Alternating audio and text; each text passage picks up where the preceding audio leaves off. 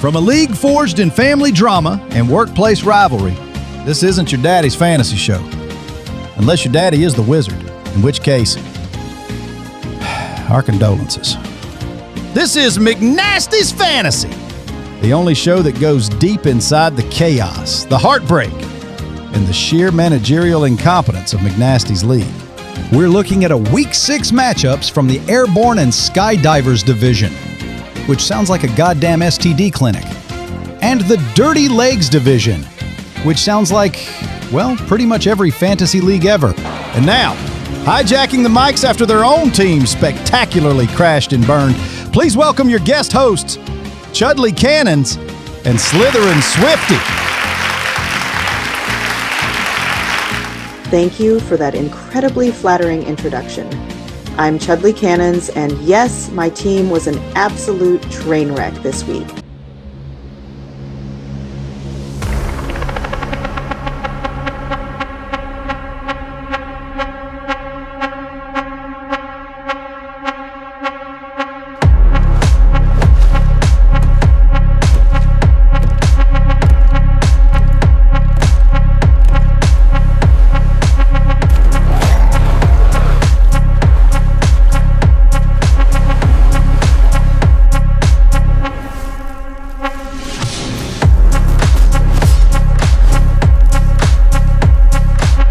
Captained by a quarterback who apparently forgot how to play football.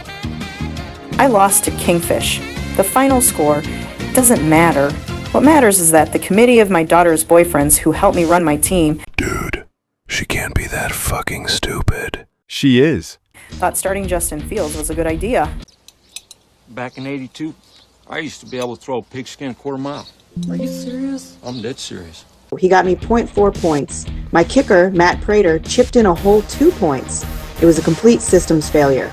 Well, while your team was a 5-alarm fire, mine was a slow gas leak. I lost to your brother, Laporta Shitter. You know, the guy who left DeAndre Swift, Jalen Waddle, and even the Steelers' defense a combined 47.32 goddamn points on his bench, and still won. He didn't beat me. The laws of probability just took a week off. That sounds about right for Laporta Shitter. He wins by accident, I lose by catastrophe. It's the story of my life. Alright, the battle of the eventual 3-3s, my mother, the fantasy football queen, versus Stephanie Big Mama McManus. This was tight. The Queen squeaked by, 102 to 97. It was disgusting football. It looked like a slow-motion car crash. Can either one of you tell me why you are here today? You know, the Queen's husband was sweating bullets managing that lineup for her. It came down to the wire. Her kicker was the MVP with 15 points.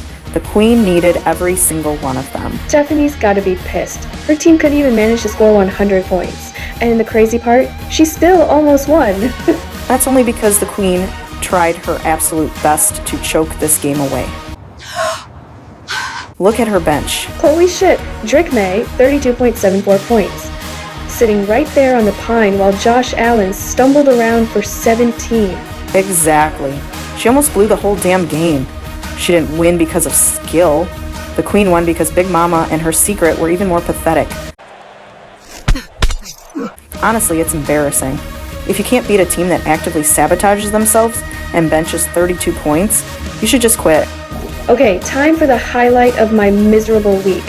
Xander absolutely dismantled Arctic Hatchet. My nephew, Arctic Hatchet, got sent to bed without supper.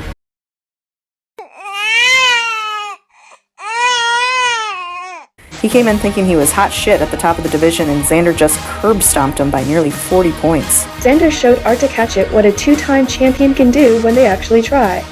Justin Herbert and Devon Achane went ballistic, combining for 50 points. Arctic Hatchet's team is turning to shit.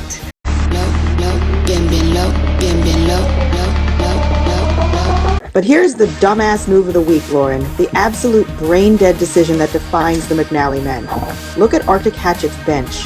Oh, Jesus Christ. Patrick Mahomes, 35.98 points. Sitting right there, while Jordan Love put up 17. Bench Patrick fucking Mahomes? You deserve to lose. That's gonna make his work meetings awkward. Arctic Hatchet drops to 4-2, tied with his uncle, Laporta Shitter. And speaking of McNally men embarrassing themselves, let's talk about the Scorpio Monkeys versus Super Mario and Burrows. Simmons took this one, 131 to 110. Josh Jacobs ran wild with 27 points. Scorpio just couldn't keep up. He started Bo Nix. I said it during the draft. Who the fuck drafts a QB named Bo? And just like his son, my brother made a critical error. Don't tell me. The bench again? Yep. Luke McCaffrey, 23 points. Drake London, 21. Between the Wizard benching 65 points and his son benching Mahomes, the McNally men cost themselves 2 wins this week. The apple doesn't fall far from the genetically incompetent tree.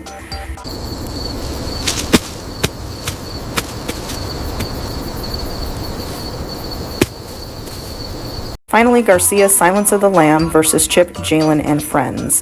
This wasn't a game, it was a slaughter. 131 to 89. Chip put up the lowest score of the week. 8 and 9 points? That's just sad. Chip's probably too busy reminiscing about his glory days playing hockey instead of managing this absolute train wreck. Jalen Hurts tried. Hell, his kicker Cameron Dicker put up a massive 17 points. 17 points from a kicker? That's usually a good day. It would be, except his head coach from the Bills spotted him -5 points. -5. How incompetent does a coach have to be to actively lose you 5 points? Did he run onto the field and punch a referee? Meanwhile, Garcia, who desperately needed a win, rode Daniel Jones, yes, Daniel Jones, to an easy victory. When Daniel Jones drops 26 points on you and you still lose by over 40 because your coach shit the bed, your season is officially fucked. Both these guys are now 2-4 and circling the drain. Let's take a quick look at the standings before I drink myself into a coma. In the Airborne and Skydivers division, it's a goddamn mess. Arctic Hatchet and Laporta Shitter are tied at 4-2, and everyone else, Xander Simmons, the Wizard, and Stephanie Secret are all 3-3. It's a total clusterfuck. And in the Dirty Legs, Kingfish is running away with it at 5-1. You and the Queen are 3-3. Silence of the Lamb and Jalen and Friends are 2-4. And bringing up the rear, the anchor of the league, me at 1-5.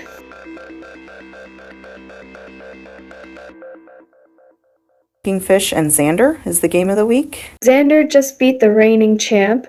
I think he will continue his hot streak and knock off first place Kingfish.